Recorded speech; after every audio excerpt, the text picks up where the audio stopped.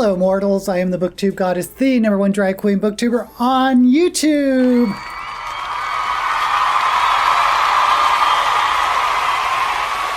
So I think for at least a while on Shelved or Shelved, I'm just going to be sticking to one book based on their cover.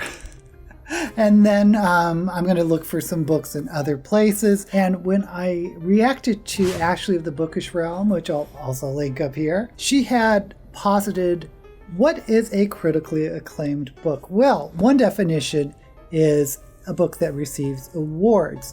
And since I'm a huge science fiction and fantasy fan, I figured I will take a look at the Hugo Awards, which I think is the most prestigious science fiction and fantasy award out there. Now, the Hugo is named after Hugo Gernsback, who was the founder of Astounding magazine, and it goes way back to the 1950s. Now, the Hugo is awarded at the World Science Fiction Conventions by its members. It is administered by the World Science Fiction Society, and the categories have changed throughout the years. There's even some retro Hugos for books written before 1955. But anyway, I want to see what's been awarded in 2020 and pick a book or two from that list. So let's hop on to the Hugo Award site and see what's going on. Okay, we are looking at the HugoAwards.org. The site is pretty plain looking, actually, but there's nothing wrong with that. And the 2021 Hugo Award nominations are open. So, current and past Hugos, we're going to go by Hugos awarded by year. We're going to jump to 2020. And oh, there's a picture of the award. It looks a little phallic, but it's a silver rocket ship. Actually, it's kind of pretty. Okay, anyway, the host is George R. R. Martin, yada yada yada. Who are the winners? Oh, here we go. Okay, so Middlegame. I see Middlegame right away. Now, I'm assuming that these are actually books published in 2019 and were nominated and awarded in 2020. Gosh, look at this. The first three books are published by Tor. So, number one is A Memory Called Empire by Arkady Martine. I've never heard of this book. I feel embarrassed. I'm a big science fiction fan, but I don't know this book or this author. Okay, that is the winner. So I think I will check this out.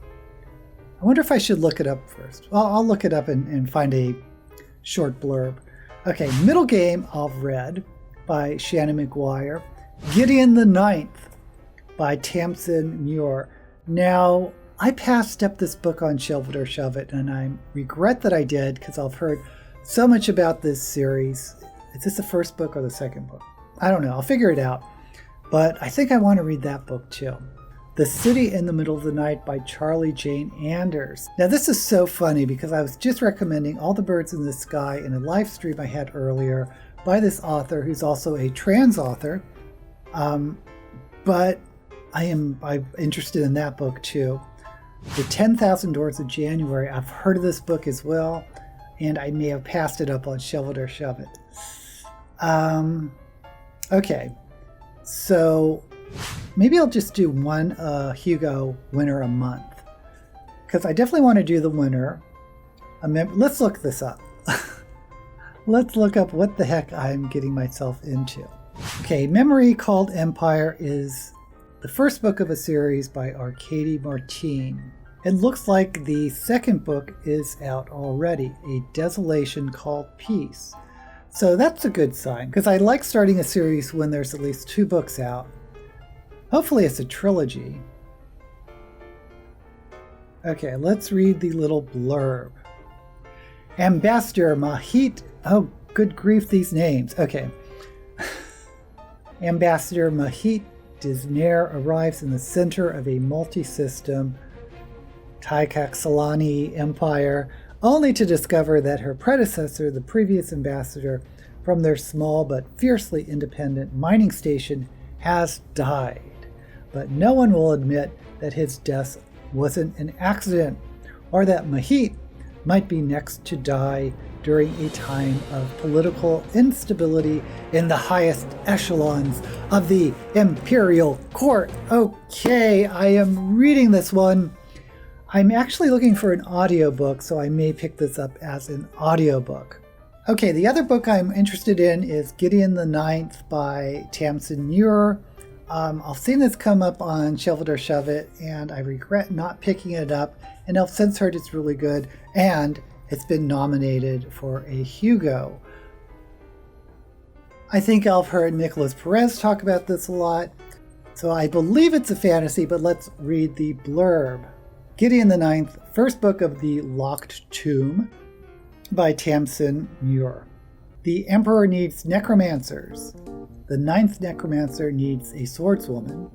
Gideon has a sword, some dirty magazines, and no more time for undead bullshit. Okay, I'm getting a vibe here.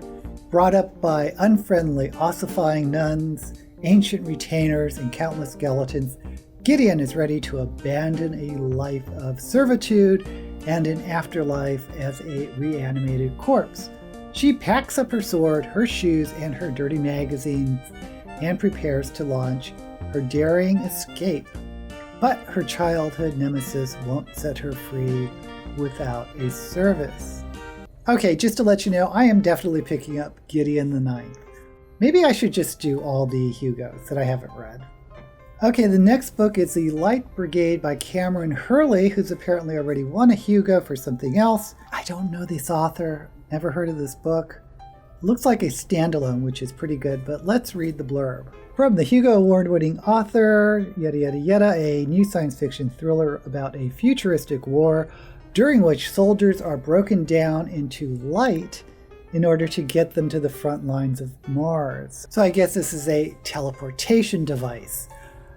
And it's kind of cute calling it the Light Brigade, because you turn people into light and they are sent off. Okay. They said the war would turn us into light. I wanted to be counted among the heroes who gave us this better world. The Light Brigade. It's what soldiers fighting the war against Mars call the ones who come back different.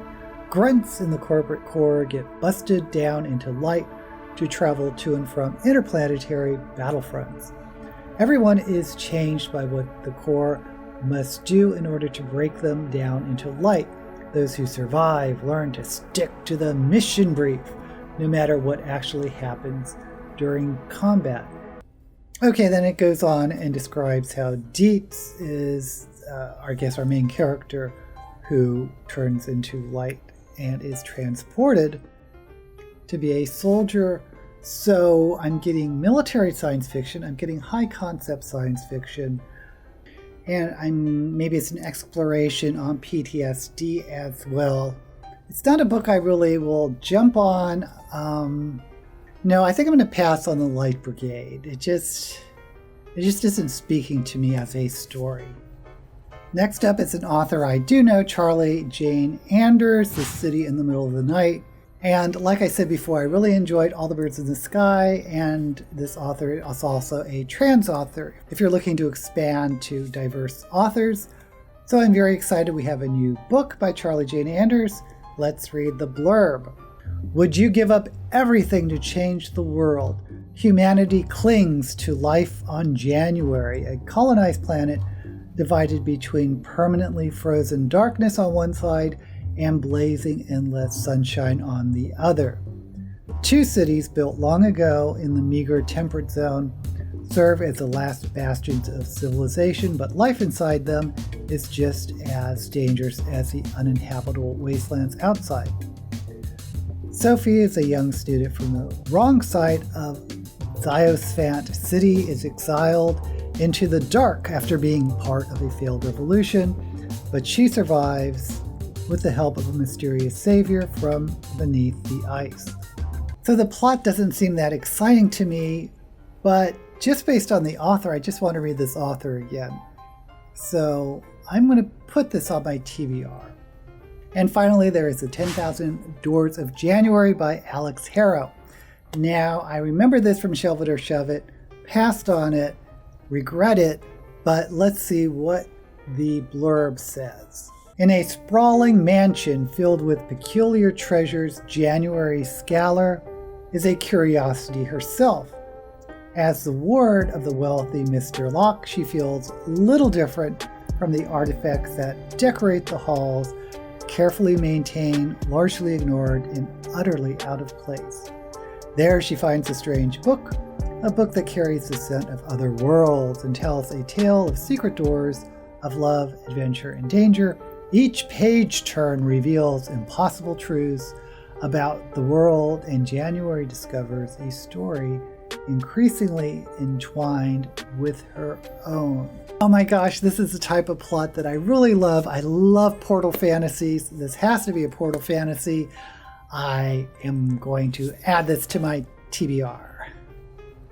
Okay, those are the best novels of 2020. Again, A Memory Called Empire 1.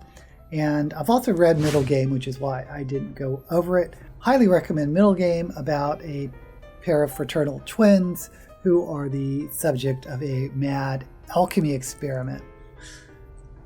And just real quick, let's go over the winners of the other categories. This is How You Lose the Time War by Amal Al-Mohar and Max Gladstone. Don't know these authors, but I have heard of this title. It's a novella, which means it's around, I believe, 20 to 40,000 words. And I assume you could probably get it on its own as an ebook. Maybe it's sold as a separate novel. I don't know. Okay, moving on. Best Novelette. And it's funny because we just defined this on my live stream a couple weeks ago.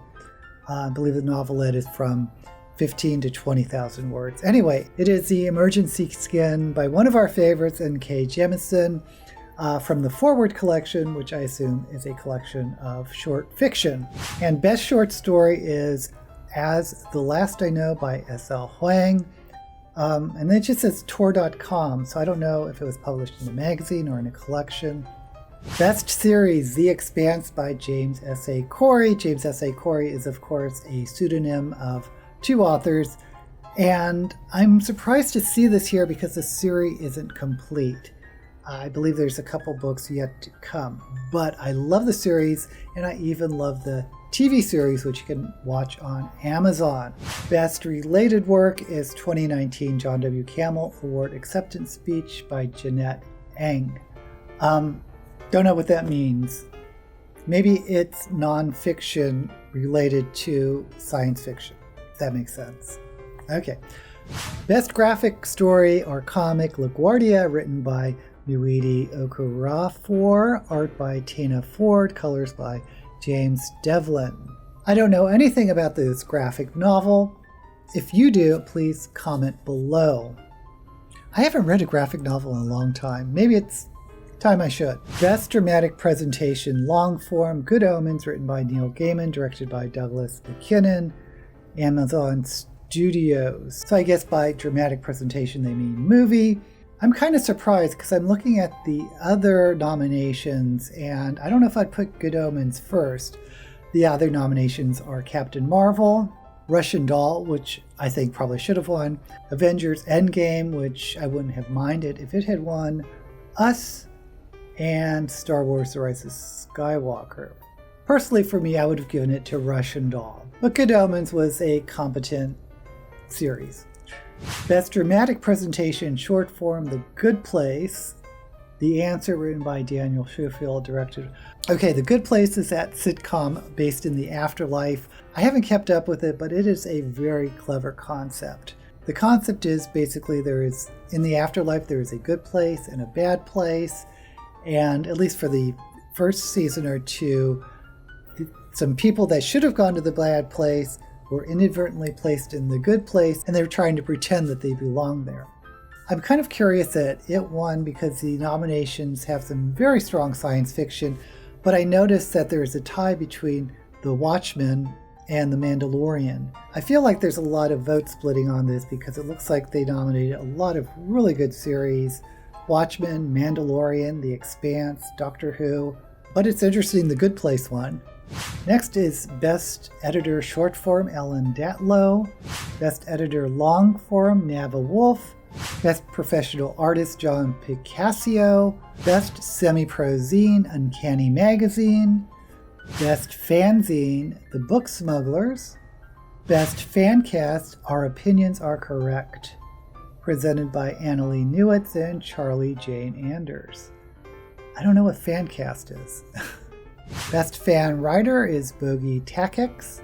Best Fan Artist, Elise Matheson. Lodestar Award for Best Young Adult Book, not a Hugo. Then why is it here? Anyway, Catfishing on Catnet by Naomi Kritzer. Martine. Astounding Award for Best New Writer, R.F. Kuang, who wrote The Poppy Wars, and I am totally on board with this. I was very, very impressed with the Poppy Wars trilogy. So what do you think of the Hugo Awards? Did the right books win, or would you have gone with something else? Remember, these are books published in 2019 for 2020. Please like this video, hit that notification bell, and subscribe if you haven't already. Until we meet again, may all the books you read be blessed.